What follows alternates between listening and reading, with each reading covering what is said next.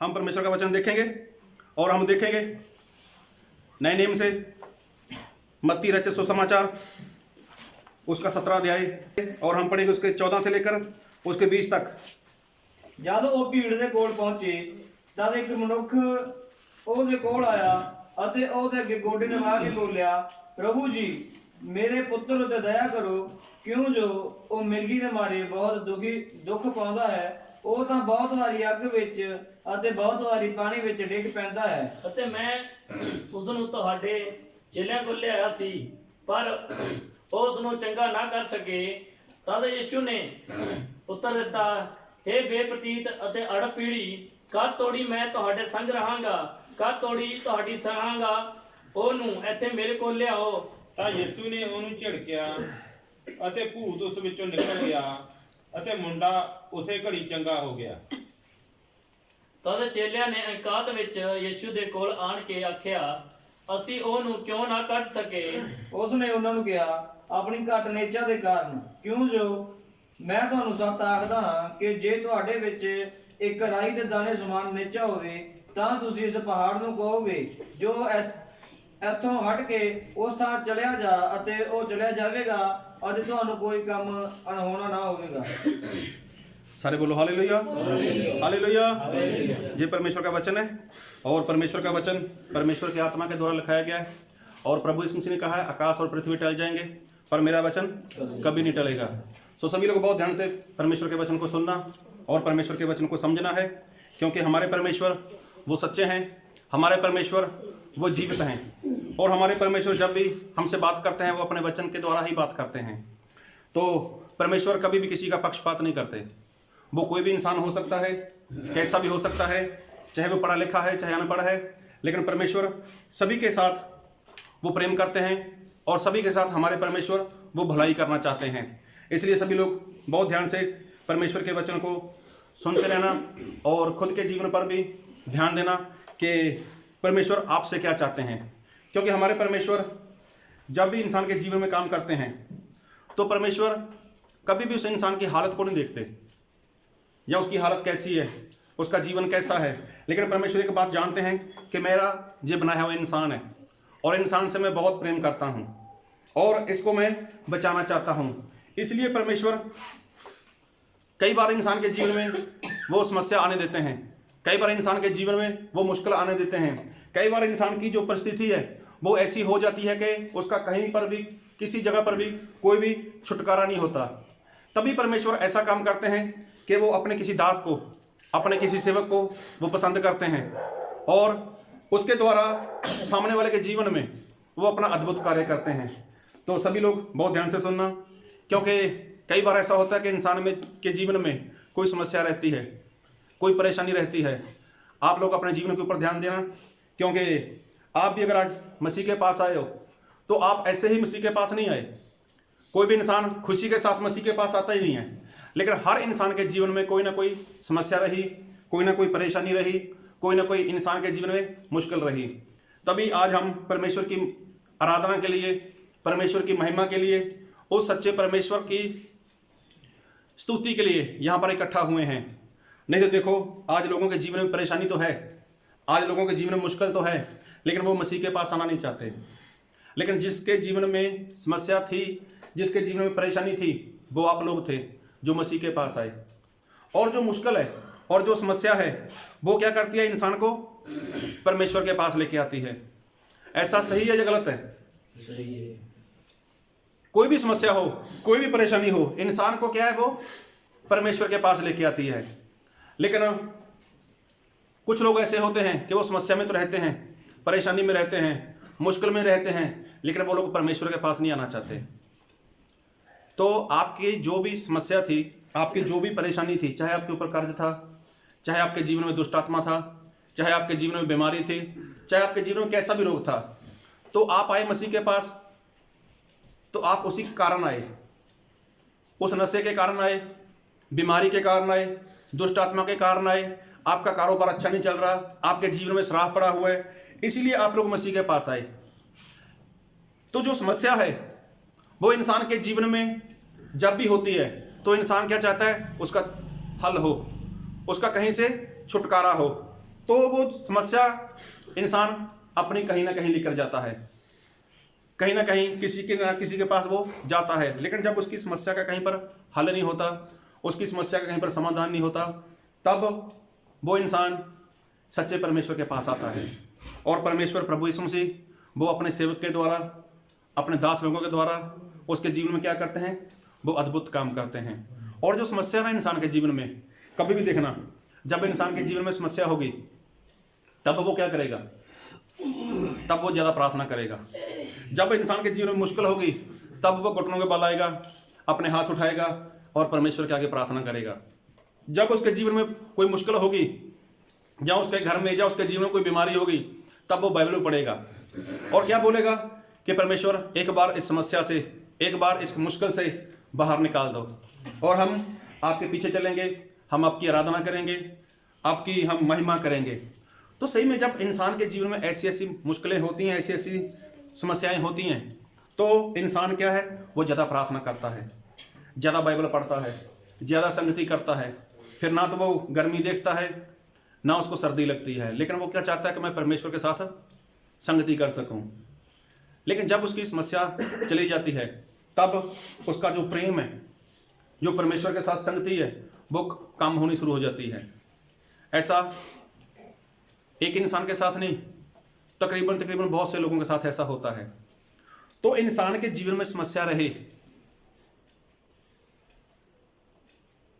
तो वो क्या करेगा, वो प्रार्थना करेगा, वो क्या करेगा, वो बाइबल पढ़ेगा, वो क्या करेगा, वो संगति करेगा।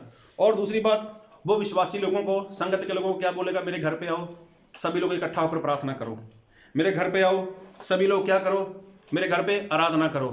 और परमेश्वर का जो दास है, परमेश्वर का जो सेवक है, उसके वो टच में रहेगा, लगातार उसके टच में रहेगा, लगातार वो उनके साथ अपना मेल मिलाप बना के रखता है। लेकिन जब किसी के हालात बदल जाएं, जब प्रभु यीशु मसीह किसी के घर में किसी के जीवन में काम कर देते हैं, तो उसके बाद जो लोग हैं, फिर वो उनका जो संगत के लोगों के साथ, परमेश्वर के दास के साथ वो जो लगाव है, जो प्रेम है, जो संगति है, वो कम होनी शुरू हो जाती है। तो सही में जो समस्या है वो अच्छी है या गलत है? समस्या तो अच्छी है ना। अगर समस्या रहेगी तो इंसान क्या है, सभी के साथ टच में रहेगा, सभी के साथ मेल मिलाप में रहेगा, और ज़्यादा बाइबल पढ़ता रहेगा, प्रार्थना करते रहेगा। समस्या अच्छी है या गलत है? बोलो तो सही। अच्छी है। तो फिर कभी भी समस्या के लिए प्रार्थना मत करवाना, है ना, कि मेरी समस्या चली जाए। समस्या क्या करती है, इंसान को परमेश्वर के साथ जोड़ती है। जोड़ती है या नहीं जोड़ती? और चाहे वो परमेश्वर को नहीं भी जानता, फिर भी वो क्या करता है, परमेश्वर के नाम की दुहाई देता है। जैसे इजराइल प्रजा थी, बात को बहुत ध्यान से सुनना। इजराइल प्रजा जब वो मिस्र देश के गुलाम थे, तब वो लोग परमेश्वर को भूल चुके थे, क्योंकि 400 साल हो चुके थे उनको गुलामी करते हुए वहां पर। तो वो लोग, सच्चा परमेश्वर कौन है? और यूसुफ किस परमेश्वर की उपासना करता है, किसकी आराधना करता है? अब्राहम कौन है? मतलब वो सारी बातें भूल चुके थे, क्योंकि एक दिन की गुलामी नहीं थी, एक हफ्ते की, एक महीने की, एक साल की, 2 साल की गुलामी नहीं थी। लेकिन कितनी गुलामी थी वहां पर? उन लोगों ने कितनी गुलामी की थी वहां पर? 400 साल तक गुलामी थी। अभी देखो वहां पर मतलब कितने लोग पैदा हुए, कितने लोग मर गए। तो क्या वो लोग परमेश्वर के नाम की दुहाई नहीं देते थे? सभी लोग परमेश्वर के नाम की प्रार्थना करते थे। लेकिन परमेश्वर तो अपने समय पर काम करने वाले थे। लोगों ने प्रार्थना भी की होगी, लोग ऐसा बोला होगा कि अभी परमेश्वर हमारी सुनता ही नहीं है। लेकिन जो परमेश्वर है वो तो समय पे काम करते हैं। और ऐसा हुआ कि परमेश्वर ने अपने दास मूसा को पकड़ा। सभी लोग जानते हैं, अच्छे से बाइबल पढ़ने वाले हो आप लोग। परमेश्वर ने मूसा को पकड़ा और मूसा से बात की। और क्या बात की? मेरे साथ वचन पढ़ो।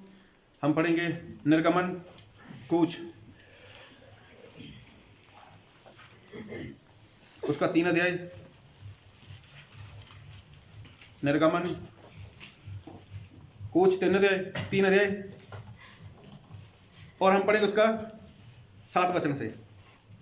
यहोवा ने आख्या, मैं अपनी प्रजा की मुसीबत ਨੂੰ ਜਿਹੜੀ ਮਿਸਰ ਵਿੱਚ ਹੈ ਸੱਚਮੁੱਚ ਵੇਖਿਆ ਹੈ, ਔਰ ਉਹਨਾਂ ਦੀ ਦੁਹਾਈ ਜੋ ਉਹਨਾਂ ਤੋਂ ਬੇਗਾਰ ਕਰਾਉਣ ਵਾਲਿਆਂ ਦੇ ਕਾਰਨ ਹੈ ਸੁਣੀ, ਕਿਉਂ ਜੋ ਮੈਂ ਉਹਨਾਂ ਦੇ ਦੁੱਖਾਂ ਨੂੰ ਜਾਣਦਾ ਹਾਂ। देखो, परमेश्वर ने मूसा से बात की और परमेश्वर ने बोला कि मूसा, मैंने अपने लोगों की मतलब प्रार्थना को सुना है।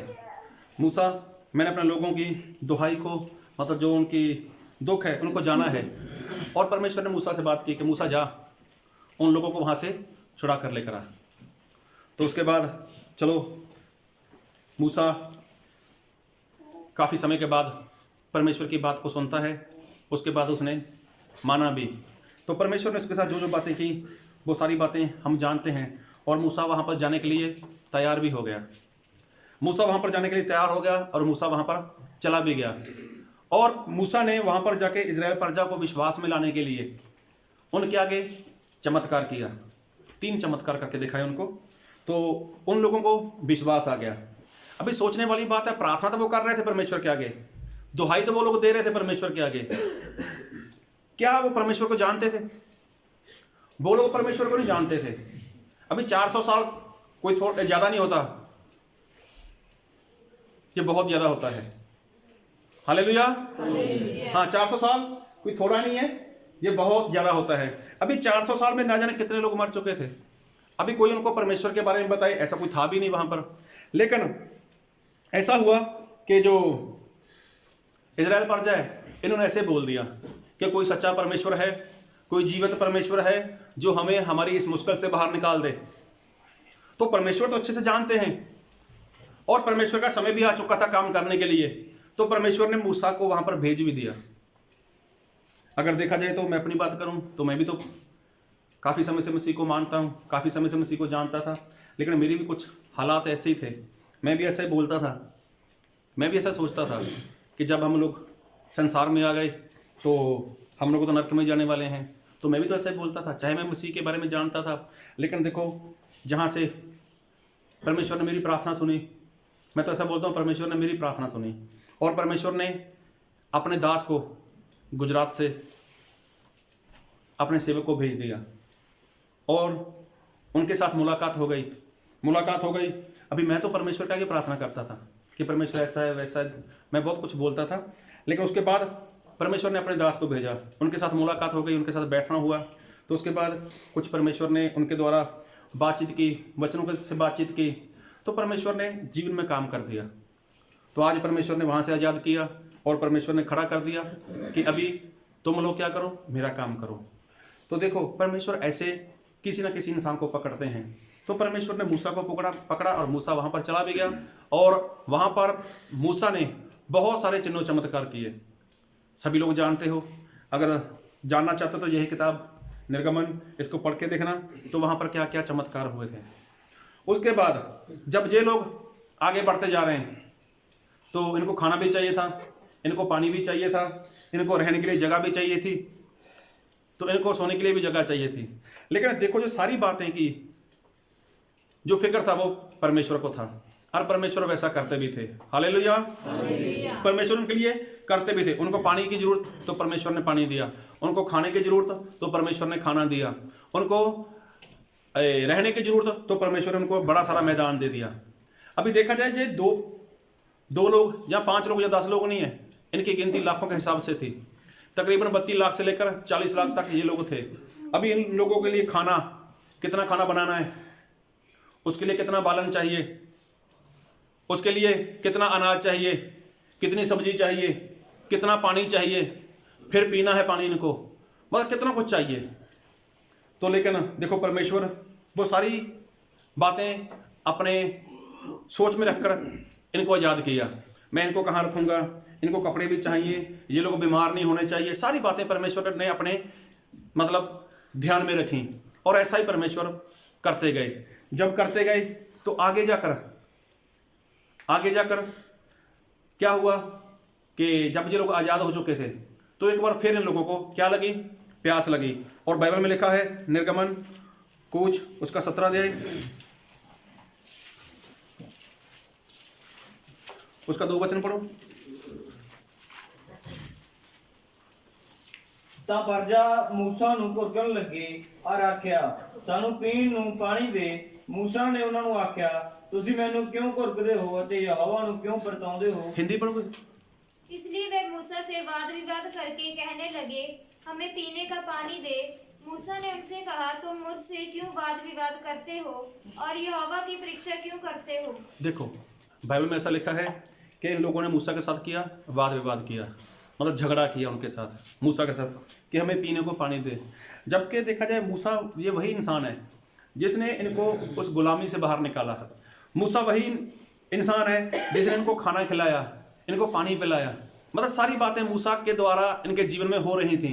अभी इन लोगों ने बड़े बड़े चिन्ह चमत्कार देखे थे, ये लोग आज़ाद हो चुके थे, लेकिन रास्ते में क्या हुआ, इनको प्यास लगी और इन लोगों ने मूसा के साथ वाद विवाद करना शुरू कर दिया, मूसा के ऊपर झगड़ा करना शुरू कर दिया। और मूसा ने परमेश्वर के आगे प्रार्थना की। और पढ़ो मेरे साथ इसका 4 वचन। ਤਾਂ मूसा ने यहोवा ਨੂੰ ਉੱਚੀ ਦਿੱਤੀ ਪੁਕਾਰ ਕੇ ਆਖਿਆ, मैं ਇਹਨਾਂ ਲੋਕਾਂ ਨਾਲ ਕੀ ਕਰਾਂ, ਇਹ ਤਾਂ ਮੈਨੂੰ ਥੋੜੇ ਚਿਰਾਂ ਤੱਕ ਵੱਟੇ ਮਾਰਨਗੇ। देखो मूसा परमेश्वर के आगे प्रार्थना करता है कि परमेश्वर मैं इन लोगों के साथ क्या करूं, थोड़े टाइम के बाद ये लोग मुझे पत्थर मारना शुरू कर देंगे। तो देखो अभी मूसा उनको गुलामी से बाहर निकाल कर लेकर आया। Hallelujah hallelujah. अभी ये वही लोग हैं जो गुलामी में थे। एक गुलाम का जीवन है जो वो अच्छा नहीं है। गुलाम का जीवन है जो वो कभी भी मतलब शांति वाला जीवन नहीं होता, उसको हर बार हर समय परेशानी का सामना करना पड़ता है। लेकिन मूसा जब उनको बाहर निकाल कर लेकर आया, अभी देखो उनको खाने को मिल रहा था, उनको पीने को मिल रहा था, अभी उनको कोई काम भी नहीं करना था। लेकिन रास्ते में चलते चलते क्या हुआ कि उनको मूसा के ऊपर क्रोध आया। जब मूसा के ऊपर क्रोध आया तो वो लोग क्या करते हैं, वो मूसा के खिलाफ हो गए और मूसा के लिए तो वो पत्थर उठा लिए मूसा के ऊपर, मूसा को पत्थर मारने वाले थे वो लोग। लेकिन परमेश्वर ने अपने दास मूसा की मतलब इज्जत रख ली। तो परमेश्वर ने बोला कोई बात नहीं, मैं इनके लिए पानी का इंतजाम करता हूँ। तो परमेश्वर ने वहाँ पर पानी दिया। Hallelujah hallelujah. तो मैं एक बात बोलना चाहता हूँ, ये जो इजराइल प्रजा है, इतने सारे चमत्कार देखे, इन्होंने देखा कि परमेश्वर मूसा का कैसा इस्तेमाल करता है, उन्होंने देखा कि परमेश्वर हारून के द्वारा बात करता है, तो इन्होंने देखा कि परमेश्वर ने मूसा के द्वारा हमें आज़ाद किया है। तो ये लोग जो मूसा के ऊपर मतलब ऐसा गुस्सा करते थे, मूसा के खिलाफ मतलब खड़े हो जाते थे, मूसा के ऊपर पत्थर उठा लेते थे या फिर मूसा के साथ वाद विवाद करते थे, तो क्या ये बातें सही थी या गलत थी? हालेलुया। क्या ये सही करते थे या गलत करते थे? ये गलत करते थे। तो ये इजराइल प्रजा है ना जो, वो आज भी ऐसी प्रजा हमें देखने को मिलती है। चाहे इस बात को बरसों साल हो चुके हैं, बरसों बीत गए इसको, लेकिन ऐसे लोग आज भी इस संसार में मिलते हैं, हमें इस पृथ्वी के ऊपर हमें मिलते हैं। इस मतलब संगत में भी लोग ऐसे मिल जाते हैं जो इजराइल प्रजा के जैसे हैं। अभी देखो जब इंसान के जीवन में ऐसे हालात थे, जब इंसान के जीवन में ऐसी परिस्थितियां थीं, तब क्या हुआ, कोई परमेश्वर का दास वहां पर पहुंचा, उसने प्रार्थना की, उसने उनको वचन सिखाया। और बाइबल में ऐसा लिखा है, मेरे साथ वचन पढ़ो,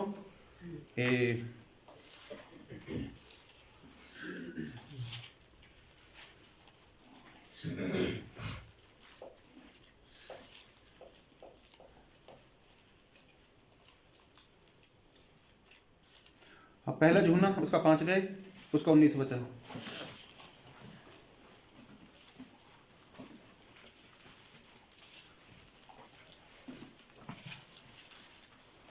ਅਸੀਂ ਜਾਣਦੇ ਹਾਂ ਭਈ ਅਸੀਂ ਪਰਮੇਸ਼ਵਰ ਤੋਂ ਹਾਂ ਅਤੇ ਸਾਰਾ ਸੰਸਾਰ ਉਸ ਦੁਸ਼ਟ ਦੇ ਵਸ ਵਿੱਚ ਪਿਆ ਹੋਇਆ ਹੈ। देखो बाइबल में ऐसा लिखा है कि जो पूरा संसार है वो किसके वश में है? वो दुष्ट के हाथ में है।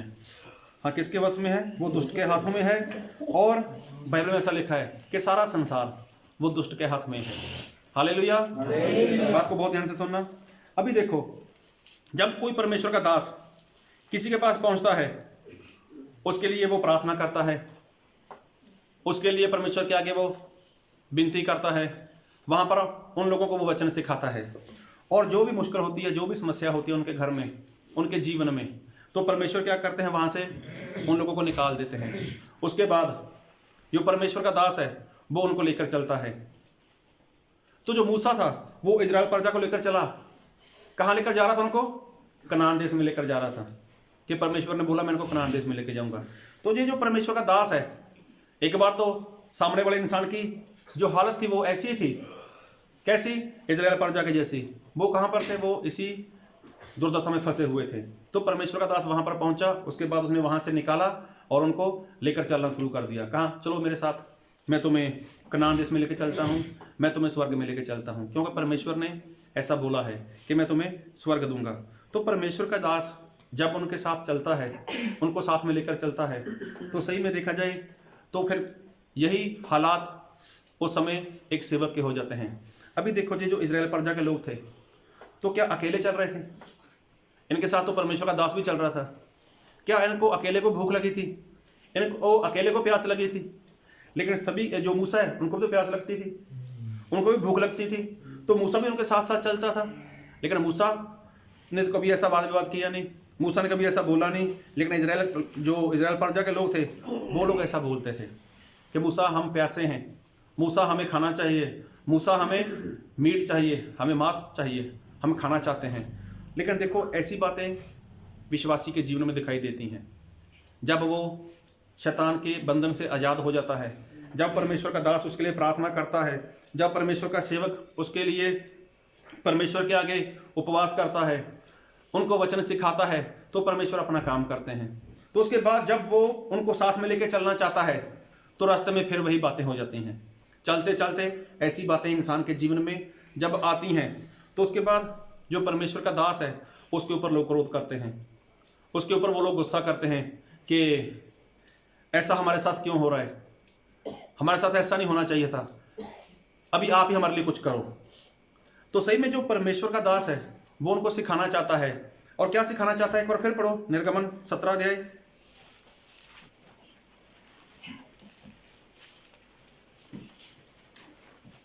उसका 8 वचन पढ़ो। फिर अमालेक आए अते रफीदीम विच इस्राएल नाल लड़े। हाँ, फिर देखो, एक ऐसी प्रजा थी अमालेक की, तो उन लोगों ने क्या किया? इजराइल के ऊपर हमला करना शुरू कर दिया। लेकिन जो परमेश्वर का दास था, कौन? मूसा, उसने क्या बोला? पढ़ो आगे। ਤਾਂ मूसा ने यहोशुआ ਨੂੰ ਆਖਿਆ, ਸਾਡੇ ਲਈ ਮਨੁੱਖਾਂ ਨੂੰ ਚੁਣ ਅਰ ਨਿਕਲ ਕੇ ਅਮਾਲੇਕ ਨਾਲ ਲੜ, ਭਲਕੇ ਮੈਂ ਪਰਮੇਸ਼ਵਰ ਦਾ ਢਾਂਗਾ ਲੈ ਕੇ ਟਿੱਲੇ ਦੀ ਟੀਸੀ ਉੱਤੇ ਖੜਾ ਰਹਾਂਗਾ। देखो, परमेश्वर के दास मूसा ने अपने साथी जोशुआ को बोला, क्या बोला? एक बार फिर पढ़ो, हिंदी पढ़ो कोई। तब अमालेकी आकर रफीदीम में इसराइलियों से लड़ने लगे। तब मूसा ने यहोशू से कहा, हमारे लिए कई पुरुषों को चुनकर छांट ले और बाहर जाकर अमालेकियों से लड़, और मैं कल परमेश्वर की लाठी हाथ में लिए हुए पहाड़ी की चोटी पर खड़ा रहूंगा। देखो, बाइबल में ऐसा लिखा है कि मूसा ने यहोशुआ से बोला कि ऐसा करो कि तुम लोग अभी क्या करो, जो अमालेक है उनके साथ क्या करो? लड़ाई करो। लेकिन अभी मैं लड़ाई नहीं करने वाला, लेकिन मैं क्या करूंगा? परमेश्वर की लाठी लेकर मैं तो किसी पहाड़ के ऊपर जा रहा हूँ। लेकिन अगर लड़ाई करनी है तो वो कौन करे? वो अभी आप लोग करो। ये जो प्रजा है, ये प्रजा के लोग क्या करें? वो लड़ाई करें। क्यों?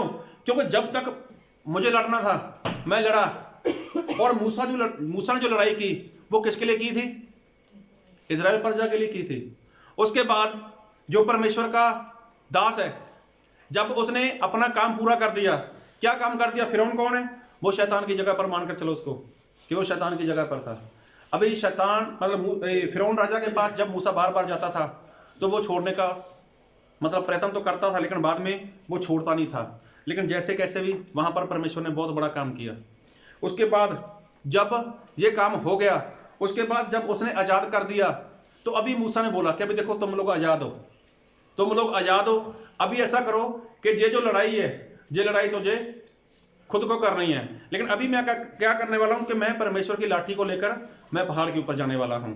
और उसके बाद देखो, जो मूसा है वो पहाड़ पर चला गया, और वहाँ पर वो ऐसे नहीं बैठा, उसने ऐसा नहीं कि उनको देखता रहा कि कौन कैसे लड़ता है, क्या करता है, कुछ नहीं। लेकिन मूसा ने क्या किया? वो घुटनों के बल आ गया, अपने हाथ उठाए और परमेश्वर के आगे उसने प्रार्थना करनी शुरू कर दी। हालेलुया। प्रार्थना करने के लिए शुरू कर दी। जो लोग उसके अपने लोग थे, जिनको वो छुड़ा कर लेकर आया था। और क्या बोला कि परमेश्वर इन लोगों को क्या दो? सफलता दो, इनको क्या दो? इनको जीत दिलाओ। अभी जब भी मूसा अपने हाथ उठाता था तो जो इजराइल प्रजा थी वो लोग क्या थे, वो जीतते थे। लेकिन अभी जो मूसा था, जब उसके हाथ थक जाते थे वो नीचे लेकर आता था, इजराइल प्रजा हारती थी। जब सारी बातें बाइबल में लिखी हैं, आप पढ़ सकते हो आगे। लेकिन उसके बाद देखो मूसा की किसी ने सहायता की और उसके हाथों को उठाकर रखा, और उसके बाद जो इजराइल है वो जीत गई। तो देखो उसके बाद जब मूसा पहाड़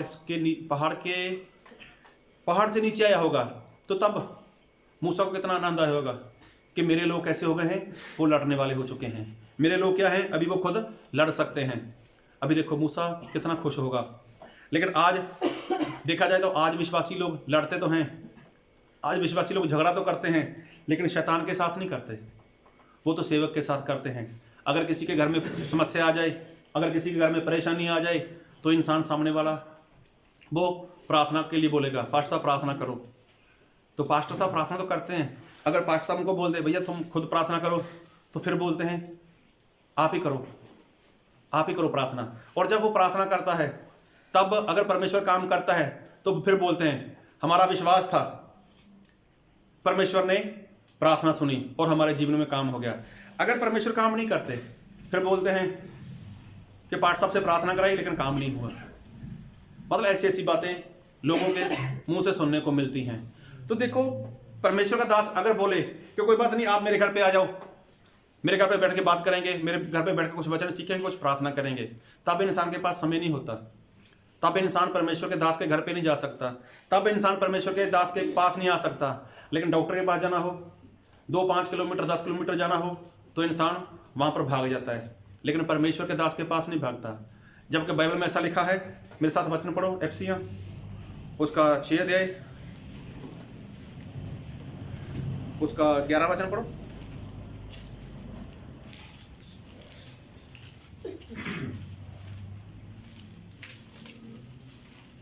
ਪਰਮੇਸ਼ਵਰ ਦੇ ਸਾਰੇ ਸ਼ਾਸਤਰ ਵਸਤਰ ਧਾਰੋ, ਤਾਂ ਜੋ ਤੁਸੀਂ ਸ਼ੈਤਾਨ ਦੇ ਛਾਲ ਛਿੱਦਰਾਂ ਦੇ ਸਾਹਮਣੇ ਖਲੋ ਸਕੋ। देखो बाइबल में लिखा है कि परमेश्वर के सारे शस्त्र वस्त्र पहन लो, और शैतान का क्या करना है, सामना करना है। देखो बाइबल में ऐसा लिखा है, क्या करना है, शैतान का सामना करना है।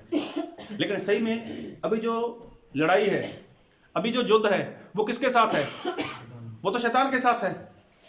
लेकिन इंसान क्या है, वो शैतान के साथ नहीं लड़ना चाहता, वो किसके साथ लड़ना चाहता है, परमेश्वर के दास के साथ, विश्वासी के साथ लड़ना चाहता है। जबकि उसको चाहिए क्या कि वो किसके साथ झगड़ा करे, किसके साथ लड़ाई करे, शैतान के साथ करे। क्योंकि दुश्मन कौन है, शैतान तो दुश्मन है। और जो ये पूरा संसार है वो किसके हाथ में है, किसके वश में किया हुआ है, वो तो शैतान के वश में है। इसका मतलब कि अगर मारना है तो शैतान को मारो, लेकिन शैतान को मारने के लिए क्या करना पड़ेगा, परमेश्वर के सारे शस्त्र वस्त्र पहनने होंगे। और आगे पढ़ोगे तो वहां पर एक वर्दी है, वर्दी, वो वर्दी इंसान को पहननी होगी। अगर वो वर्दी पहनी होगी तो इंसान क्या कर सकता है, वो शत्रु शैतान का सामना कर सकता है। और ये वर्दी इंसान के जीवन में होगी ना, तो वो कभी भी हार नहीं सकता, शैतान से कभी नहीं हार सकता। अगर वो वर्दी उसने नहीं पहनी तो वो शैतान का सामना नहीं कर सकता। अभी देखो जो युद्ध है वो किसके साथ है, वो है तो शैतान के साथ। लेकिन आज इंसान युद्ध करता तो है, लड़ाई करता तो है, लेकिन कहाँ पर करता है, वो किसी सेवक के साथ। मेरे घर में काम क्यों नहीं हो रहा, मुझे आशीष क्यों नहीं मिल रही, मेरा कारोबार क्यों नहीं चल रहा, मेरी चंगाई क्यों नहीं हो रही। जबकि जो बड़ी बात थी, शुरुआत में जो काम हुआ, जो काम परमेश्वर के दास ने करना था वो तो कर दिया परमेश्वर के दास ने। शुरुआत में इंसान नहीं जानता था कि शैतान उसका दुश्मन है। शुरुआत में इंसान नहीं जानता था कि शैतान ने उसके जीवन में हमला किया हुआ है।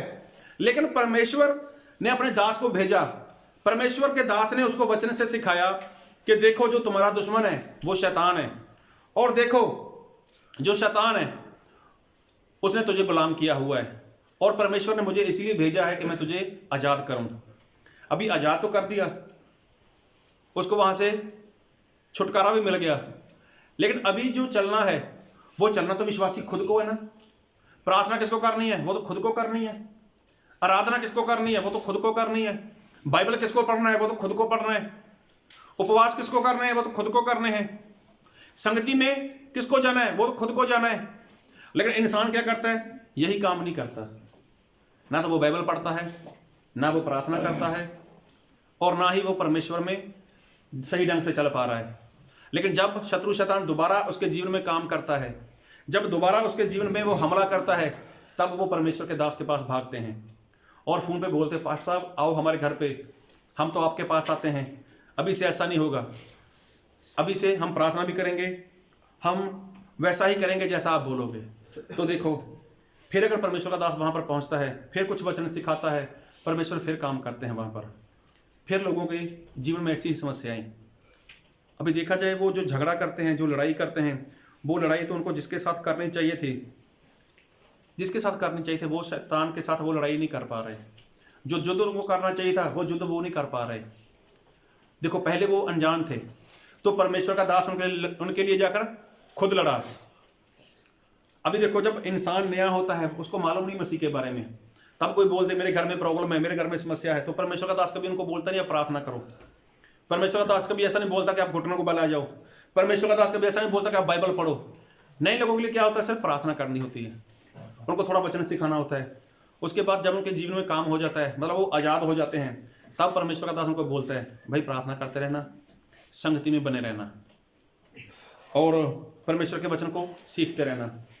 तो मतलब उनको पता चल जाता है कि हमारे ऊपर जो मतलब राज कर रहा है वो शैतान है। और परमेश्वर का दास जब उनके लिए जाता है, तो खुद वो वहाँ पर युद्ध करता है, खुद वहाँ पर जाकर वो लड़ाई करता है, और उनको क्या देता है? वो आज़ादी दिला देता है। लेकिन आज देखा जाए, आज कलीसियाओं में ऐसा ही हाल है। आज 2-2 साल से, 5-5 साल से, 12-12 साल से, 15-15 साल से, 20-20 साल से लोग हैं तो मसीह में, लेकिन आज भी उनका वैसा ही हाल है। शत्रु शैतान फिर हमला करता है, फिर वो भागते हैं, या फिर वो क्या बोलते हैं पास्टर को, पास्टर साहब आओ मेरे घर पे बंदगी कर दो, हमारे घर पे लंबी प्रार्थना के लिए आ जाओ, संगत वालों को लेकर आओ। क्या हुआ? उसका कारण ये है कि घर में समस्या आ गई। प्रार्थना करोगे तो इसका हल हो जाएगा। तो इंसान तभी प्रार्थना करवाएगा, इंसान तभी वो अपने घर में बंदगी रखेगा जब कोई बड़ी प्रॉब्लम होती है। उनको मालूम है प्रार्थना होगी, बंदगी होगी तो घर शुद्ध हो जाएगा, तो हमारा काम आसान हो जाएगा। तो परमेश्वर का दास भी ऐसा ही करता है, चलो प्रार्थना करते हैं, चलो बंदगी करते हैं, तो बंदगी करते हैं, परमेश्वर वहाँ पर काम कर देते हैं। तो लोगों का जो प्रॉब्लम है, जो उनकी जो समस्या है, उसका समाधान, उसका हल हो जाता है, तो लोग फिर वैसा जीवन जीते हैं। लेकिन सही में परमेश्वर इंसान को ऐसा बोलते हैं कि जब तुम्हारा नया जन्म हो चुका है, नया जन्म मतलब नए सिरे से तुम लोग पैदा हो चुके हो। जब प्रभु यीशु मसीह ने निकोदेमुस से बात की थी, तो प्रभु यीशु मसीह ने वही बोला कि जब इंसान नए सिरे से जन्म लेता है, तो जन्म लेने के बाद क्या है? उसको बढ़ना चाहिए। Hallelujah, hallelujah. उसको क्या है? उसको बढ़ना चाहिए। किस तरह से? शरीर में और ज्ञान में उसको बढ़ना चाहिए, जिस तरह से प्रभु यीशु मसीह बढ़ते गए। लेकिन होता क्या है कि बार वचन पढ़ो मेरे साथ,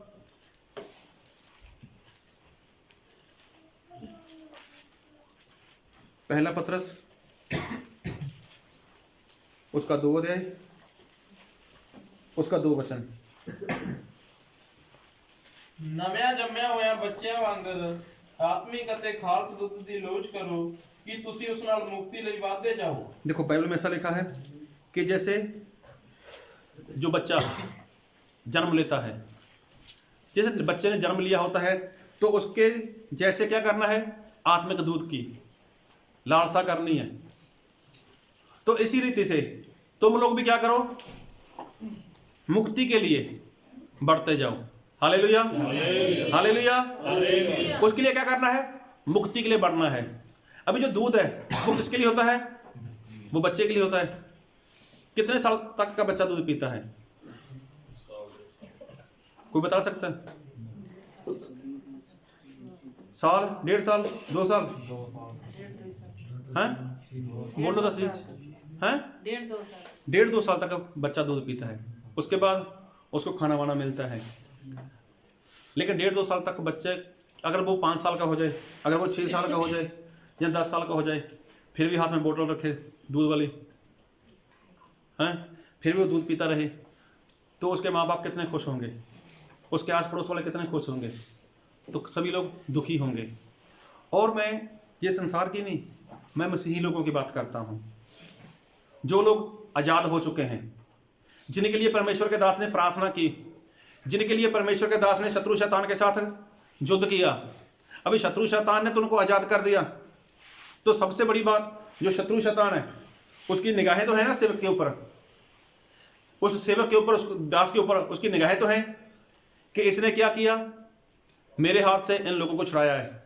तो वो क्या करता है, वो उसी रीति उनको देखता रहता है परमेश्वर के दास को, कब मैं इसको पकड़ूं, कब मैं इसके जीवन में कुछ करूं। मतलब देखा जाए तो वो क्या बन गया, उसका दुश्मन बन गया। लेकिन जो लोग आज़ाद हो चुके हैं, उनको ना तो प्रार्थना की पड़ी है, ना वो संगति में रहना चाहते हैं, ना वो बाइबल पढ़ना चाहते हैं, ना वो उपवास करना चाहते हैं। अगर उनके जीवन में सब कुछ अच्छा है तो ना तो उनको किसी के साथ मेल मिलाप की जरूरत पड़ी है। लेकिन है क्या, अभी भी वो दूध पीते हैं। और बाइबल में ऐसा लिखा है, इब्रानी उसका 5 अध्याय उसका 12 वचन पढ़ो। ਕਿਉਂ ਜੋ ਚਿਰ ਹੋਣ ਕਰਕੇ ਤੁਹਾਨੂੰ ਉਪਦੇਸ਼ਕ ਹੋਣਾ ਚਾਹੀਦਾ ਸੀ, ਪਰ ਤੁਹਾਨੂੰ ਲੋੜ ਹੈ ਕਿ ਕੋਈ ਤੁਹਾਨੂੰ ਪਰਮੇਸ਼ਵਰ ਦੀ ਬਾਣੀ ਦੇ ਮੂਲ ਮੰਤਰਾਂ ਦਾ ਮੁੱਢ ਫੇਰ ਸਿਖਾਵੇ, ਅਤੇ ਤੁਸੀਂ ਅਜਿਹੇ ਬਣ ਗਏ ਹੋ ਜੋ ਤੁਹਾਨੂੰ ਅੰਨ ਦੀ ਨਹੀਂ ਸਗੋਂ ਦੁੱਧ ਦੀ ਲੋੜ ਪਈ ਹੋਈ ਹੈ। सारे बोलो हालेलुया। हिंदी पढ़ो जोर दी। समय के विचार से तो तुम्हें गुरु हो जाना चाहिए देखो, था। समय के हिसाब से तुम्हें क्या होना चाहिए था, गुरु, मतलब सिखाने वाला होना चाहिए था। समय के हिसाब से मतलब 2 साल, 5 साल, 10 साल, 12 साल, 15 साल, 20 साल, 25 साल, मतलब अभी तक क्या होना चाहिए था, मतलब सिखाने वाला होना चाहिए था। एक बार फिर पढ़ो।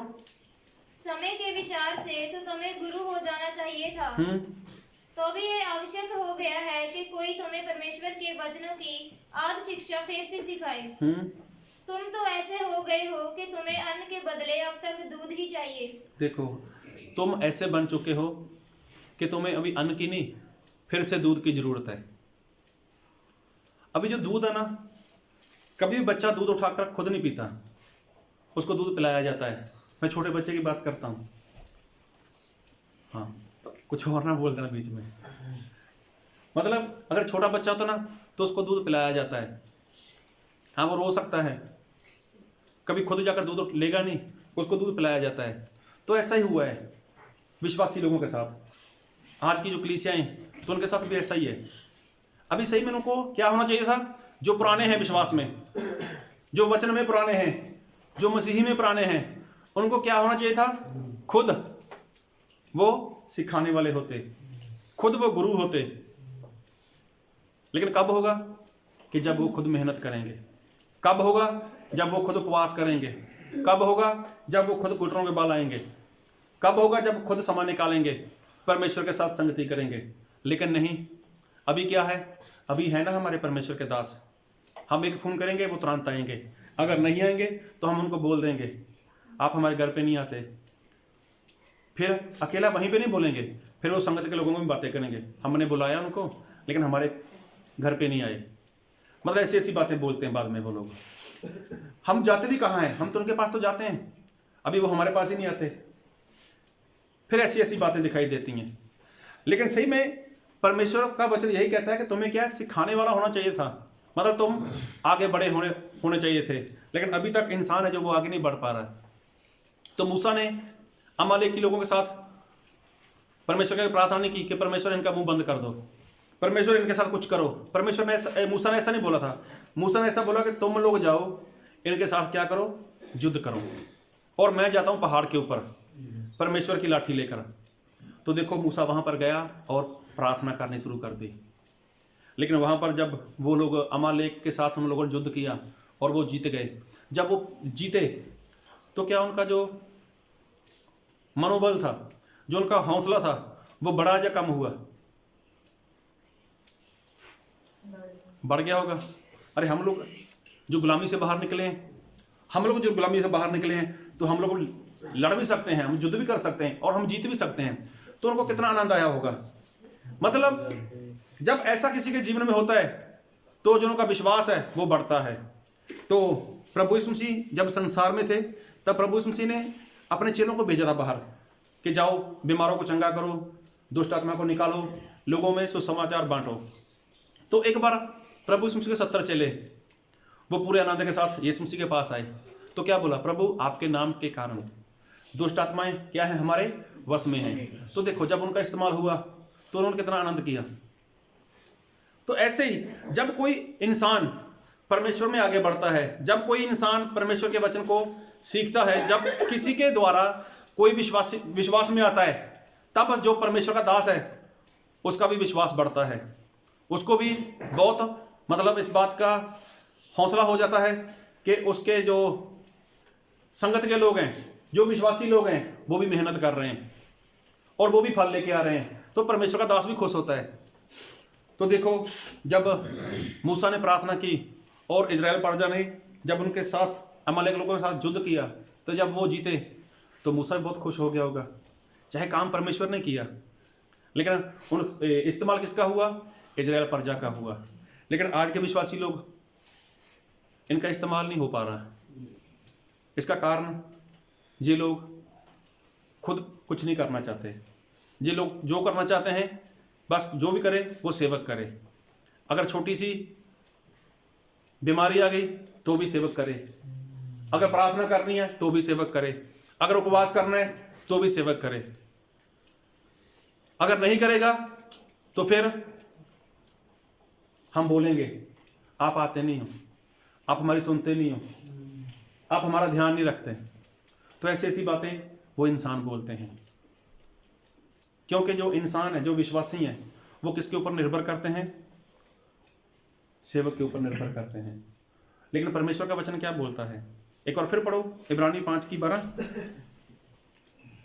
ਕਿਉਂ ਜੋ ਚਿਰ ਹੋਣ ਕਰਕੇ ਤੁਹਾਨੂੰ ਉਪਦੇਸ਼ ਹੋਣਾ ਚਾਹੀਦਾ ਸੀ, ਪਰ ਤੁਹਾਨੂੰ ਲੋੜ ਹੈ ਭਈ ਕੋਈ ਤੁਹਾਨੂੰ ਪਰਮੇਸ਼ਵਰ ਦੀ ਬਾਣੀ ਦੇ ਮੂਲ ਮੰਤਰਾਂ ਦਾ ਮੁੱਢ ਫੇਰ ਸਿਖਾਵੇ। देखो बाइबल में लिखा है कि समा होने के कारण तुम्हें क्या था, उपदेशक होना चाहिए था, तुम्हें सिखाने वाला होना चाहिए था। लेकिन अभी तक तुम लोग खुद कुछ नहीं कर पा रहे, तुम्हारी खुद की मेहनत नहीं है, लेकिन तुम लोग क्या कर रहे हो, किसी के ऊपर निर्भर कर रहे हो कि हमारे लिए ये करेगा, हमारे लिए वो करेगा। तो सही में ये बहुत गलत बात है। परमेश्वर ऐसा कभी नहीं चाहते। परमेश्वर तो सभी का इस्तेमाल करना चाहते हैं, परमेश्वर सभी को आगे बढ़ाना चाहते हैं, परमेश्वर सभी को मतलब इस्तेमाल करना चाहते हैं, और परमेश्वर सभी को एक समान प्रेम करते हैं। लेकिन जब ये बात होती है, कोई आगे बढ़ता नहीं है, कोई ऐसा काम करता नहीं है, तब परमेश्वर बहुत दुखी होते हैं, तब परमेश्वर को बहुत दुख होता है। क्योंकि जो वचन आज हमने पढ़ा था मत्ती रचित सुसमाचार उसका 17 अध्याय हमने पढ़ा था 14 से लेकर उसके 20 तक। और वहाँ पर ऐसा हुआ कि एक इंसान था, उसके बेटे को दुष्ट आत्मा था। बात को बहुत ध्यान से सुनना।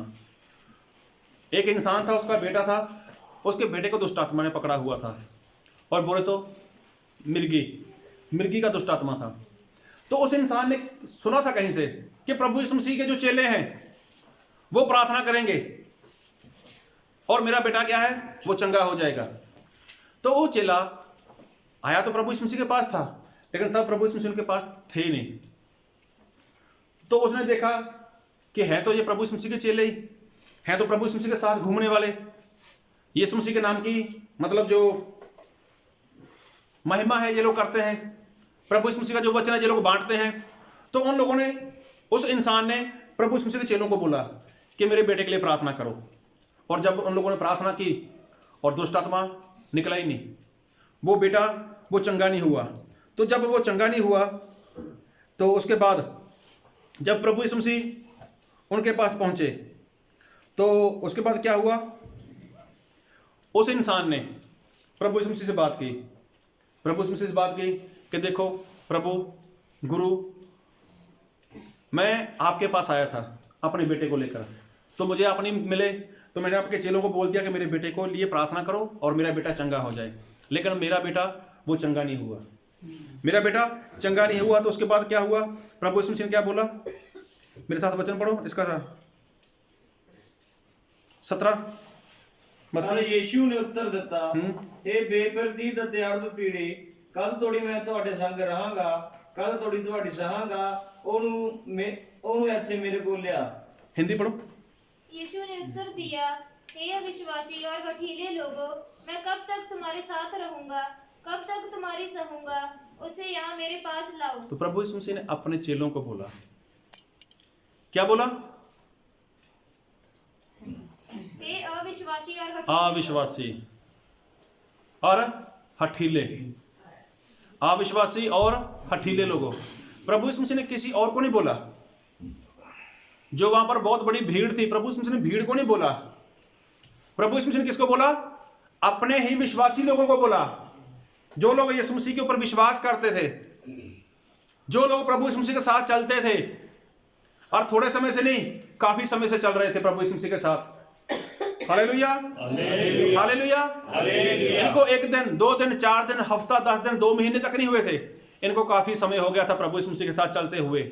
और जो वो लोग हैं जिन्होंने प्रभु यीशु मसीह के नाम से दुष्ट आत्माएं निकाली थी, ये वो लोग हैं जिन लोगों ने प्रभु यीशु मसीह के संदेश को बांटा था, ये वो लोग हैं जिन्होंने बीमारों को चंगा किया था। और जब यहां पर ये लोगों ने काम नहीं किया तो प्रभु यीशु मसीह ने क्या बोला? एक बार फिर पढ़ो हिंदी में। यीशु ने उत्तर दिया, हाँ? हे अविश्वासी और हठीले लोगों, हे अविश्वासी और हठीले लोगों, मैं कब तक तुम्हारे साथ रहूंगा, मैं कब तक तुम्हारे साथ रहूंगा। हालेलुया, मैं कब तक तुम्हारे साथ रहूंगा और कब तक तुम्हारी मैं सहूंगा। अभी देखो, ये विश्वासी लोग किसके ऊपर निर्भर कर रहे थे? प्रभु यीशु मसीह के ऊपर निर्भर करते थे। अभी जिस दिन प्रभु यीशु मसीह के साथ नहीं थे, उस दिन इनसे काम ही नहीं हुआ। काम क्यों नहीं हुआ? क्योंकि इनके जीवन में लापरवाही थी। इनके जीवन में क्या था? आलसपना था। इसका 21 वचन पढ़ो। पर यह जाति बिना प्रार्थना और उपवास के नहीं निकलती। Hallelujah, hallelujah. अभी प्रभु यीशु मसीह ने उस लड़के को चंगा कर दिया और वो लड़का चंगा होकर अपने बाप के साथ घर पे चला गया। तो जो चेले थे उन्होंने प्रभु यीशु मसीह से अकेले में बात की होगी कि प्रभु हम इसको क्यों नहीं निकाल पाए, प्रभु इस लड़के को हम क्यों नहीं चंगा कर पाए। तो प्रभु यीशु मसीह ने क्या बोला? एक बार फिर पढ़ो। पर यह जाति बिना प्रार्थना और उपवास के नहीं निकलती। ये जाति मतलब ये जो दुष्ट आत्मा है ना, ये बिना उपवास के, बिना प्रार्थना के नहीं जाने वाली। तो चेले करते थे? Hallelujah, hallelujah. चेले प्रार्थना करते थे? चेले उपवास करते थे? नहीं करते थे। क्यों? यीशु मसीह के ऊपर निर्भर करते थे। प्रभु यीशु मसीह ने उनको आजाद किया था, शैतान की गुलामी से बाहर निकाला था, शैतान के हाथों से प्रभु यीशु मसीह ने उनको छुड़ा लिया था, प्रभु यीशु मसीह ने उनको अधिकार दे दिया था। सारी बातों के लिए प्रभु यीशु मसीह सब कुछ कर दिया था इनके लिए। अभी आगे बढ़ना तो इनका ही काम था ना। प्रार्थना करनी वो किसका काम था? चेलों का काम था। उपवास करना किसका काम था? वो चेलों का काम था। लेकिन चेले वो निर्भर रहे किसके ऊपर? प्रभु यीशु मसीह के ऊपर निर्भर रहे। तो आज के विश्वासी लोग भी तो यही कर रहे हैं। प्रार्थना नहीं करते, बाइबल नहीं पढ़ते, उपवास नहीं करते, लेकिन जब प्रॉब्लम आ गई, जब मुसीबत आ गई, जब मुश्किल में आ गए, तब बोलेंगे आओ हमारे लिए प्रार्थना करो। आप क्या खाएंगे? आप हलवा खाएंगे। आप क्या खाएंगे? आप खीर खाएंगे। तो पाठ साहब को बोलेंगे आप उपवास करो। तो हम तो खाना नहीं छोड़ सकते। पाठ साहब हम सोना नहीं छोड़ सकते। सोना दूसरा नहीं, पहनने वाला नहीं। हाँ, नींद नहीं छोड़ सकते। हम नींद नहीं छोड़ सकते, लेकिन आप जागो, आप प्रार्थना करो, आप उपवास करो। किस लिए? हमारे घर में शांति आए, हमारे घर में छुटकारा आए। लेकिन प्रभु यीशु मसीह ने अपने चेलों को क्या बोला? हे अविश्वासी और हठीले लोगों, कब तक मैं तुम्हारे साथ रहूंगा? कब तक मैं तुम्हारे साथ रहूंगा? तो जब तक प्रभु यीशु मसीह उनके साथ थे, तो तब तक उनको ऐसा लगा कि हमें प्रार्थना की जरूरत ही नहीं है, काम प्रभु यीशु मसीह करते हैं ना, हमें उपवास की जरूरत ही नहीं है, प्रभु यीशु मसीह काम करते हैं ना। लेकिन जिस दिन प्रभु यीशु मसीह उनसे दूर थे, कहीं प्रभु यीशु मसीह पहाड़ पर गए हुए थे प्रार्थना करने के लिए, जब मूसा और एलिया प्रभु यीशु मसीह के पास आए थे, तब ये वो चेले थे जिनके पास एक इंसान आया था अपने बेटे को लेकर। तो तब इनकी मेहनत नहीं थी, तब इनकी खुद की उपासना प्रार्थना नहीं थी, उपवास नहीं था, तभी दुष्ट आत्मा नहीं निकल पाया इनसे। तो देखो आज ऐसा होता है इंसान के जीवन में। आज ज़्यादातर लोग निर्भर करते हैं किसी के ऊपर। कोई अपने सेवक के ऊपर निर्भर कर रहा है, कोई विश्वासी के ऊपर निर्भर कर रहा है, कोई किसी के ऊपर निर्भर कर रहा है। लेकिन ऐसा नहीं है। तो प्रभु यीशु मसीह वो भी तो इंसान बनकर आए थे। तो प्रभु यीशु मसीह सारी सारी रात प्रार्थना करते थे, प्रभु यीशु मसीह ने उपवास किए थे। तो प्रभु यीशु मसीह ने तो किसी के ऊपर निर्भर नहीं किया। एक बार प्रभु यीशु मसीह जब गतसमनी बाग में बैठ गए थे अपने चेलों के साथ, तो प्रभु यीशु मसीह ने चेलों को क्या बोला था कि जागो और प्रार्थना करो। तो देखो प्रभु यीशु मसीह ने बोला कि प्रार्थना करो, मतलब मेरे लिए प्रार्थना करो। अगर प्रभु यीशु मसीह अपने चेलों की प्रार्थना के ऊपर निर्भर रहते तो क्या आज दुख, वो पीड़ा वो सहन कर पाते? नहीं। प्रभु यीशु मसीह ने खुद के लिए सारी सारी रात जाकर प्रार्थना की। प्रभु यीशु मसीह ने खुद के लिए पूरी पूरी रात प्रार्थना की। प्रभु यीशु मसीह जानते थे कि मैं जिन लोगों को बोल रहा हूं कि मेरे लिए प्रार्थना करो, वो लोग प्रार्थना नहीं करने वाले। और करते भी कहां थे, वो सो जाते थे। लेकिन प्रभु यीशु मसीह की खुद की प्रार्थना, प्रभु यीशु मसीह के खुद के उपवास, खुद का परमेश्वर के साथ रिश्ता, परमेश्वर को, प्रभु यीशु मसीह को मरने तक वफादार बना के रखा उसने। अगर प्रभु यीशु मसीह किसी के ऊपर निर्भर करते हैं, मेरे पास 12 चेले मेरे लिए प्रार्थना करेंगे, तो प्रभु यीशु मसीह ने ऐसा नहीं किया, क्योंकि प्रभु यीशु मसीह अच्छे से जानते थे। गतसमनी बाग में जब प्रभु यीशु मसीह प्रार्थना करने गए, तो जब वापस आए तो चेलों को देखा वो सो रहे हैं। प्रभु यीशु मसीह ने फिर बोला, क्या बोला कि वचन पढ़ी दो मेरे साथ, मत्ती उसका 26 अध्याय।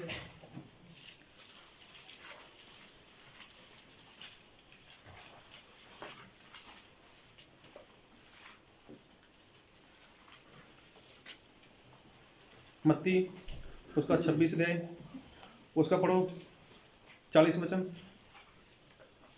ਅਤੇ ਚੇਲਿਆਂ ਦੇ ਕੋਲ ਆਣ ਕੇ ਉਹਨਾਂ ਨੂੰ ਸੁੱਤੇ ਹੋਏ ਵੇਖਿਆ ਅਤੇ ਪਤਰਸ ਨੂੰ ਆਖਿਆ, ਇਹ ਕੀ ਤੁਹਾਥੋਂ ਮੇਰੇ ਨਾਲ ਇੱਕ ਘੜੀ ਵੀ ਨਾ ਜਾਗ ਹੋਇਆ? हाँ देखो, बाइबल में लिखा है कि प्रभु यीशु मसीह प्रार्थना करने के लिए गए और प्रभु यीशु मसीह ने बोला कि मेरे साथ क्या करो, प्रार्थना करो। जब प्रभु यीशु मसीह प्रार्थना कर आए और क्या बोला कि 1 घंटा भी मेरे लिए नहीं मेरे साथ बैठ सके प्रार्थना के लिए, तो देखो 1 घंटे के लिए प्रभु यीशु मसीह के साथ जो चेले थे वो प्रार्थना नहीं कर पाए। और आगे क्या लिखा है, ਜਾਗੋ ਅਤੇ ਪ੍ਰਾਰਥਨਾ ਕਰੋ ਜੋ ਤੁਸੀਂ ਪਰਤਾਵੇ ਵਿੱਚ ਨਾ ਪਾਓ। आत्मा तो तैयार है पर शरीर कमजोर है। देखो बाइबल में लिखा है कि जागो और प्रार्थना करो, जागो और प्रार्थना करो कि तुम लोग, हिंदी पढ़ो, परीक्षा में ना पड़ जाओ। जागते रहो और प्रार्थना करते रहो कि तुम लोग परीक्षा में ना पड़ो। हाँ, जागते रहो और प्रार्थना करो कि तुम लोग परीक्षा में ना आ जाओ। तो देखो प्रार्थना करनी है और जागना है, किस लिए कि परीक्षा में ना आ जाएं। लेकिन देखो प्रभु यीशु मसीह यही काम करते थे, वो प्रार्थना करते थे ताकि परीक्षा में ना आ जाएं।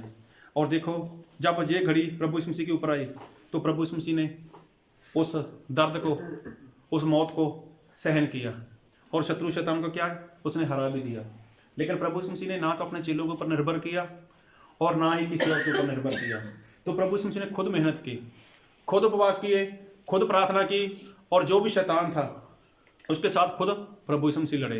तो आज सेवक को यही जिम्मेवारी दी गई है और सेवक भी यही काम करता है। वो प्रार्थना तो करता है विश्वासी लोगों के लिए।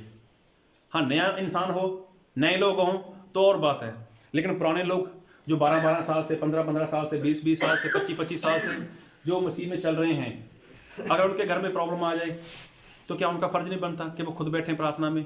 क्या उनका फ़र्ज नहीं बनता कि खुद घुटनों के बल आ जाएं, खुद हाथ उठाएं, खुद उपवास करें, खुद देखें कि हम लोग कहाँ गलती कर रहे हैं? लेकिन तब भी वो निर्भर करेंगे किसके ऊपर? परमेश्वर के दास के ऊपर, कि परमेश्वर का दास आए हमारे लिए कुछ करे, संगत के लोग आए हमारे लिए कुछ करें। तो इसका मतलब क्या कि अभी तक आप लोग निर्भर कर रहे हो, जबकि आप लोगों को क्या होना चाहिए था? सिखाने वाला होना चाहिए था, आप लोगों को बहुत सारा फल लेके आने वाला होना चाहिए था। लेकिन अभी तक आप लोग क्या हो? बच्चों के समान हो कि आपको दूध की जरूरत है, और दूध भी कहाँ खुद उठाकर पीते हो? वो भी तो आपको पिलाया जाता है, पीना पड़ता है, पिलाया जाता है, पी दूध, दूध पी ले। तो ये बात आज के विश्वासी लोगों का हाल हो चुका है।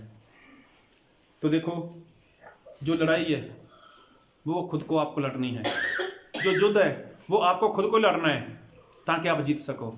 और बाइबल में लिखा भी ऐसा है, मेरे साथ वचन पढ़ो, ये प्रकाशित वाक्य उसका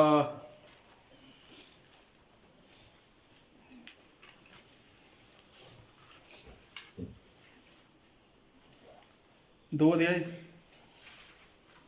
उसका 26वां। ਜਿਹੜਾ ਜਿੱਤਣ ਵਾਲਾ ਹੈ ਅਤੇ ਜਿਹੜਾ ਅੰਤ ਤੋੜੀ ਮੇਰਿਆਂ ਕੰਮਾਂ ਦੀ ਪਾਲਣਾ ਕਰਦਾ ਹੈ ਉਹਨੂੰ ਮੈਂ ਕੌਮਾਂ ਤੇ ਇਖਤਿਆਰ ਦੇਵਾਂਗਾ। देखो जो जीतने वाला है, जीतने वाला वचन बहुत जगह पर लिखा हो प्रकाशित वाक्य में, लिखा बाइबल में क्या लिखा है? जो जीतने वाला है। जीतेगा कौन? जो लड़ेगा कौन? जो बच्चा नहीं है। बच्चा कभी लड़ता नहीं है। अगर लड़ना है तो क्या बनना पड़ेगा? परमेश्वर के सिपाही बनना पड़ेगा। और सिपाही बनने के लिए क्या करना पड़ेगा? वर्दी पहननी पड़ेगी और शस्त्र वस्त्र उठाने पड़ेंगे ताकि किसका सामना कर सको? शैतान का सामना कर सको। शैतान का सामना करोगे तो शैतान भाग जाएगा। अगर परमेश्वर के दास का सामना करोगे तो वो आपको भाग छोड़ के नहीं जाने वाला, लेकिन आपका हल भी नहीं होने वाला। तो जहां पर समस्या है, जहां पर मुश्किल है, तो वहां पर हथियार उठाओ ना, वहां पर प्रार्थना करो ना, वहां पर उपवास करो ताकि वो समस्या, जो प्रॉब्लम है, वो आपको छोड़कर चली जाए।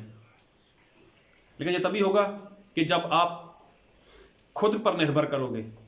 अगर किसी और के ऊपर निर्भर करोगे, चाहे वो आपका सेवक ही है, चाहे वो आपका पास्टर ही है, चाहे कोई भी है, अगर आप किसी के ऊपर निर्भर करने वाले हो तो हो सकता है आगे चलकर आपके जीवन में समस्या बढ़ जाए। तो प्रभु यीशु मसीह ने अपने चेलों को क्यों अविश्वासी बोला? क्यों प्रभु यीशु मसीह ने ऐसा बोला कि तुम हठीले लोग हो? क्योंकि चेले क्या कर रहे थे? सिर्फ और सिर्फ यीशु मसीह के ऊपर ही निर्भर थे। वो खुद उपवास नहीं करना चाहते थे, खुद प्रार्थना नहीं करना चाहते थे। हाँ प्रभु यीशु मसीह है, हाँ प्रभु यीशु मसीह है, वही करेंगे सब कुछ। तो प्रभु यीशु मसीह ने उनको अपने साथ रखकर सिखाया क्या? प्रभु यीशु मसीह ने उनको अपने साथ रख के बताया क्या? सारी बातें तो प्रभु यीशु मसीह अपने चेलों को सिखाते थे, सारी बातें प्रभु यीशु मसीह अपने चेलों को बता देते थे। तो लेकिन जब ये काम प्रभु यीशु मसीह ने अपने चेलों में नहीं देखा, तब प्रभु यीशु मसीह दुखी हुए। तब प्रभु यीशु मसीह को दुख हुआ कि ये मेरे चेले हैं, पिछले इतने समय से मेरे साथ चल रहे हैं, इतने समय से इन्होंने वचन सीखे हैं, इनका मैंने उपयोग भी किया है, लेकिन आज भी इनको मेरी जरूरत है। तो इसलिए देखो, काम तो परमेश्वर ही करते हैं, काम प्रभु यीशु मसीह ही करते हैं, लेकिन प्रभु यीशु मसीह ये भी देखना चाहते हैं, क्या ये खुद प्रार्थना कर सकते हैं? क्या ये खुद बाइबल पढ़ सकते हैं? क्या खुद उपवास कर सकते हैं? तो इन सारी बातों के लिए परमेश्वर हमें बढ़ता हुआ देखना चाहते हैं। दूध पीने वाला नहीं, बढ़ता हुआ देखना चाहते हैं। लोगों को बचाने वाला हमें देखना चाहते हैं परमेश्वर। एक बार प्रभु यीशु मसीह जब वो किश्ती में जा रहे थे, तब वहाँ पर ऐसा ही हुआ था कि उस किश्ती में आंधी और तूफान आ गया था। जो पानी की लहरें थी वो कश्ती में आ रही थी, तो प्रभु यीशु मसीह सो रहे थे। तो देखो वहाँ पर भी जो चेले हैं, उन लोगों ने क्या किया? खुद बचने का यत्न किया। तो क्या चेलों को मालूम नहीं था कि हमें प्रार्थना करनी चाहिए? क्या चेलों को मालूम नहीं था कि हम प्रार्थना करके कुछ भी बोल सकते हैं? लेकिन नहीं, वो भी तो भाग कर गए प्रभु यीशु मसीह के पास। हम मर गए, हम नष्ट हो गए, हमें बचाओ। तो तब प्रभु यीशु मसीह कौन सा खुश हुए होंगे अपने चेलों से? दुख तो हुआ होगा प्रभु यीशु मसीह को वहाँ पर भी। अरे मेरे चेले मेरे साथ रहते हैं, इनको पता है कि समंदर को मैंने बनाया है और समंदर की इतनी ताकत नहीं है कि वो मुझे डुबो सके। लेकिन देखो प्रभु यीशु मसीह को दुख तो हुआ वहाँ पर भी। इसी तरह से प्रभु यीशु मसीह के साथ रहते हो, संगति करते हो, तो ये मत सोचो कि हम आगे बढ़ रहे हैं, लेकिन खुद शैतान के साथ युद्ध करना आरंभ करो। अगर कहीं पर कमजोर हो तो उपवास करो और परमेश्वर के वचन के अनुसार देखो कि क्या करना है आपको। अगर किसी के ऊपर निर्भर रहोगे तो ये निर्भर ज़्यादा लंबा नहीं चलने वाला। इसलिए खुद मेहनत करो, खुद प्रार्थना करो, खुद आगे बढ़ो, खुद को बचाओ और लोगों को बचाओ। और किसी के ऊपर भी निर्भर करने की कोशिश ज़्यादा मत करो। हाँ, परमेश्वर ने सेवक दिए, परमेश्वर ने विश्वासी लोग दिए, उनके साथ मेल मिलाप रखो, लेकिन जो आपका फ़र्ज है वो फ़र्ज आप अपना पूरा करो, क्योंकि परमेश्वर ने आपको आज़ाद किया है। परमेश्वर के दास के द्वारा आप लोग आज़ाद किए गए हो, तो भी आपका फ़र्ज है कि खुद मेहनत करो। Hallelujah, hallelujah. सभी लोग तैयार हो मेहनत करने के लिए? किसके ऊपर निर्भर हो? खुद के ऊपर निर्भर रहो, ताकि परमेश्वर आपको देखकर वो खुश हो जाए, और शैतान है जो आपको देखकर वो डरे। आपकी प्रार्थना देखे शैतान, आपकी मेहनत देखे, आपके उपवास देखे और आपकी आज्ञाकारी देखे, और शैतान आपको छोड़कर, आपके परिवार को छोड़कर वो दूर रहे। हालेलुया। और सभी अपनी आंखें बंद करें, अपने सर को झुकाएं, और कोई भी आवाज ना करे और कोई भी प्रार्थना ना करे, क्योंकि अभी समय है अपने आप को जांचने का, अपने आप को देखने का। किसी की तरफ देखने की जरूरत नहीं है। कौन कैसा है, किसका विश्वास कैसा है, और कौन किसके ऊपर निर्भर कर रहा है। अगर आज आपके घर में परेशानी है, अगर आज आपके घर में, आपके जीवन में मुश्किल है, तो खुद देखो, खुद उसको निकालने का यत्न करो। अगर आपसे नहीं हो पा रहा है, तो परमेश्वर के दास के साथ आप टच में आ जाओ। अगर आपसे नहीं हो पा रहा, आपने बहुत प्रार्थना की, आपने बहुत उपवास किए, आपने बहुत कुछ किया, लेकिन नहीं हो पा रहा, तो कोई बात नहीं, आप परमेश्वर के दास के साथ बात करो कि मैंने प्रार्थना भी की, मैंने उपवास भी किया, मैं आज्ञाकारी भी की, और आज भी आज्ञाकारी कर रहा हूँ, लेकिन मेरे जीवन से ये समस्या नहीं जा रही। तो परमेश्वर जब अपने दास का इस्तेमाल करें, वो तब करेंगे। लेकिन एक बार आप खुद पर निर्भर करना सीखो, खुद को देखने का प्रयत्न करो, और जहाँ पर जो बात दिखाई देती है उसको निकाल कर अपने जीवन से बाहर करो, और किसी दास के ऊपर, किसी इंसान के ऊपर नहीं, सिर्फ और सिर्फ अपने ऊपर निर्भर करो। हाँ, मैं प्रार्थना कर सकता हूँ, हाँ मैं बाइबल पढ़ सकता हूँ, हाँ मैं संगति में रह सकता हूँ, हाँ मैं उपवास कर सकता हूँ, ये समस्या, ये मुश्किल, इसको मैं भगाऊंगा, ये मेरी गलती की कारण आई है, मेरे कारण आई है, और इसको मैं दूर करूंगा। तो जब आप ऐसा करोगे, तो परमेश्वर आपको बहुत ऐत की आशीष देंगे, और ऐसी बातें करने के लिए, उपवास करने के लिए, प्रार्थना करने के लिए, वचन की आज्ञाकारी करने के लिए परमेश्वर आपको और ज़्यादा बल देंगे। लेकिन तभी होगा जब आप ऐसा करोगे कि मैं इसको दूर करूंगा, ये मेरे कारण हुआ है तो इसको मैं ही सुधारूंगा। अगर ऐसा करोगे तो परमेश्वर आपका जीवन देखकर, आपको देखकर वो बहुत आनंदित होंगे,